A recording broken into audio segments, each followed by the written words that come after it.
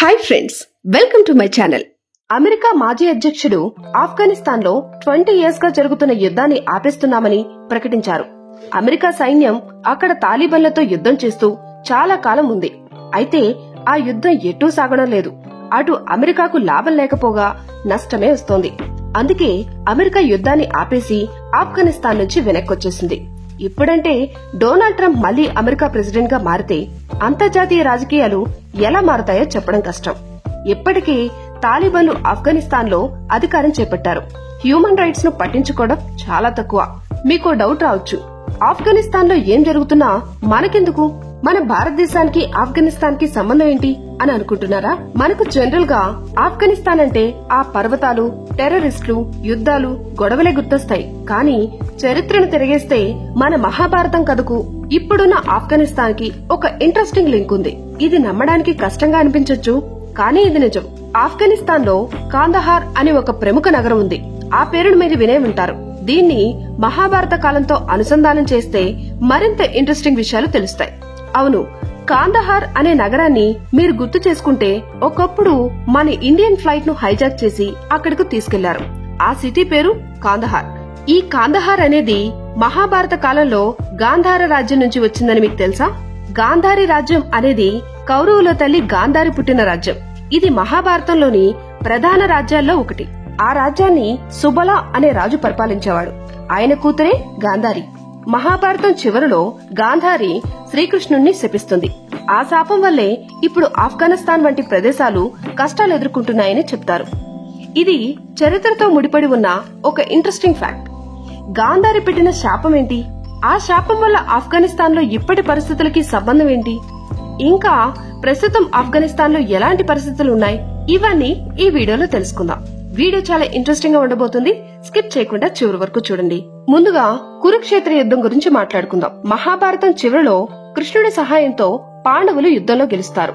కౌరవులు ఓడిపోతారు, చివరికి చనిపోతారు. కౌరవుల తల్లి గాంధారి ఒక ధర్మం పాటించే గొప్ప మహిళ. ఆమె భర్తకు కంటి చూపు లేకపోవడంతో గాంధారి జీవితాంతం తన కళ్లకు గంతలు కట్టుకుని ఉండేది. కాని యుద్ధం తర్వాత తన 100 మంది కుమారులు చనిపోవటం చూసి ఆమె చాలా బాధపడుతుంది. యుద్ధం జరగడానికి కారణమైన శ్రీకృష్ణుణ్ణి కోపంతో శపిస్తుంది. మనం ఇప్పుడు గాంధారి శాపం గురించి మాట్లాడుకున్నాం కదా. కౌరవులు చనిపోయిన తర్వాత గాంధారి శ్రీకృష్ణుడికి ఒక శాపం ఇస్తుంది. ఆ శాపం ఏంటంటే, కౌరవులు మాదిరిగానే శ్రీకృష్ణుడు పుట్టిన యాదవ వంశంలో కూడా అందరూ గొడవలాడుకుంటూ చివరికి చనిపోతారని. ఆ శాపం ఏంటంటే, కౌరవుల్లానే శ్రీకృష్ణుడు పుట్టిన యాదవ వంశంలో కూడా అందరూ గొడవలాడుకుంటూ చివరికి చనిపోతారని. గాంధారి శపించినట్టే యాదవులందరూ తమలో తాము గొడవలు పడి నాశనమవుతారు. ఇక గాంధారి తన తమ్ముడైన శకునుడికి కూడా ఒక శాపం ఇస్తుంది. మనం ముందుగా చెప్పుకున్నట్లుగా గాంధారి గాంధార రాజ్యంలో సుబల అనే రాజుకు పుట్టింది. ఆ రాజు చిన్న కొడుకే శకుని. శకుని కురుక్షేత్ర యుద్ధం జరగడానికి ప్రధాన కారకుడు. గాంధార వంశానికి చెందిన శకుని తన బావైన ధృతరాష్ట్రుడి మీద పగ తీర్చుకోవాలని కౌరవులకి పాండవులకి మధ్య గొడవ పెట్టి కురుక్షేత్ర యుద్ధానికి కారణమవుతాడు. చివరకు కౌరవులందరూ చనిపోతారు. అప్పుడే గాంధారి తన తమ్ముడు శకునుణ్ణి నిందిస్తూ శపిస్తుంది. ఆ శాపం ఏంటంటే, నీ గాంధార రాజ్యంలో ఎప్పుడూ శాంతి ఉండదు, నీ గాంధార రాజ్యంలో ఎప్పుడూ శాంతి ఉండదు, నీ రాజ్యం యుద్ధాలతో రక్తపాతంతో నరకంగా మారుతుంది అని శపిస్తుంది. ఆ శాపం వల్లే ఇప్పటికీ ఆఫ్ఘనిస్తాన్ లో శాంతి భద్రతలు లేవు అని కొంతమంది చరిత్రకారులు అభిప్రాయపడతారు. ఇదంతా విన్నాక మీకో డౌట్ రావచ్చు, ఆఫ్ఘనిస్తాన్ అంటే ముస్లిం దేశం కదా, హిందూ రాజ్యాలు, మహాభారతం ఇవన్నీ అక్కడ ఎలా ఉంటాయని మీకు అనిపించొచ్చు. వాస్తవానికి వేల సంవత్సరాల క్రితం ఇప్పటి పాకిస్తాన్, ఆఫ్ఘనిస్తాన్ కూడా అఖండ భారతదేశంలో ఒక భాగంగా ఉండేవి. దీనికి కేవలం పౌరాణిక సంబంధం మాత్రమే కాదు, ఆర్కియాలజికల్ ప్రూఫ్స్ కూడా ఉన్నాయి. ఆఫ్ఘనిస్తాన్ లో కొన్ని ప్రదేశాల్లో హిందూ మతం, బౌద్ధ మతానికి సంబంధించిన పురాతన కట్టడాలు, స్తూపాలు, దేవతా విగ్రహాలు బయటపడ్డాయి. వీటికి కారణం కనిష్కుడు పరిపాలించిన కుషాన్ సామ్రాజ్యం. ఈ సామ్రాజ్యం హిందూ మతం, బౌద్ధ మతం ప్రాచుర్యానికి ఉపయోగపడింది. చారిత్రక వివరాలు చూస్తే కుషాన్ సామ్రాజ్యంలో ఉన్న ప్రజలు హిందూ మతం, బౌద్ధ మతం ఫాలో అయ్యేవారు. ముఖ్యంగా శివుణ్ణి ఎంతో భక్తితో పూజించేవారు. కొన్ని ఆధారాల ప్రకారం ఈ రాజ్యంలో గ్రీక్ సంస్కృతి ప్రభావం కూడా ఉంది. కొన్ని ఆధారాల ప్రకారం ఈ రాజ్యంలో గ్రీక్ సంస్కృతి ప్రభావం కూడా ఉండేది. కాలక్రమంలో వేరే రాజుల దండయాత్రల వల్ల కుషాన్ సామ్రాజ్యం నశించిపోయింది. ఇంకాస్త వెనక్కి వెళ్తే ఇండస్ వ్యాలీ సివిలైజేషన్ అదే సింధు నాగరికత కూడా ఆఫ్ఘనిస్తాన్ వరకు విస్తరించి ఉందని చరిత్రకారులు చెప్తున్నారు. ఆ తర్వాత అరబ్ రాజుల దండయాత్రల వల్ల ఈ ప్రాంతం మొత్తం ముస్లిం దేశంగా మారిపోయింది. ముఖ్యంగా మహమ్మద్ గజ్నీ దండయాత్ర తర్వాత ఇస్లాం ప్రభావం పెరిగింది. ఆ తర్వాత బాబర్ మరియు మొఘలులు ఆఫ్ఘనిస్తాన్ ను తమ ఆధీనంలోకి తీసుకున్నారు. వందల సంవత్సరాల పాటు వేరువేరు రాజులు రకరకాల యుద్ధాలు జరిపారు. చివరికి 1970లో ఆఫ్ఘనిస్తాన్ వాళ్ళు తమకంటూ రాజ్యాంగాన్ని ఏర్పాటు చేసుకున్నారు. మహమ్మద్ దావుద్ ఖాన్ అనే వ్యక్తి ఆఫ్ఘనిస్తాన్ తొలి ప్రెసిడెంట్ గా ఎన్నికయ్యారు.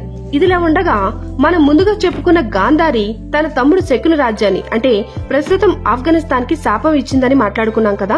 ఆమె అన్నట్లుగానే ఆఫ్ఘనిస్తాన్ ప్రజలు అనేక సంవత్సరాలుగా మనశ్శాంతి అనేదే లేకుండా ప్రాణాలు అరచేతిలో పెట్టుకుని బతుకుతున్నారు. ఇది మతం, ప్రాంతం, స్వార్థం, ఇతర దేశాల రాజకీయాల వంటి అనేక కారణాల వల్ల జరుగుతూ ఉంది. ముఖ్యంగా గత 30 సంవత్సరాల్లో ఆఫ్ఘనిస్తాన్ లో ఏం జరిగింది అనేది ఇప్పుడు సింపుల్ గా చెప్తాను, వినండి. ఆఫ్ఘనిస్తాన్ చరిత్ర గురించి మాట్లాడుకుంటే 1973లో మహమ్మద్ దావుద్ ఖాన్ ఆఫ్ఘనిస్తాన్ కి ఫస్ట్ ప్రెసిడెంట్ గా అయ్యారు.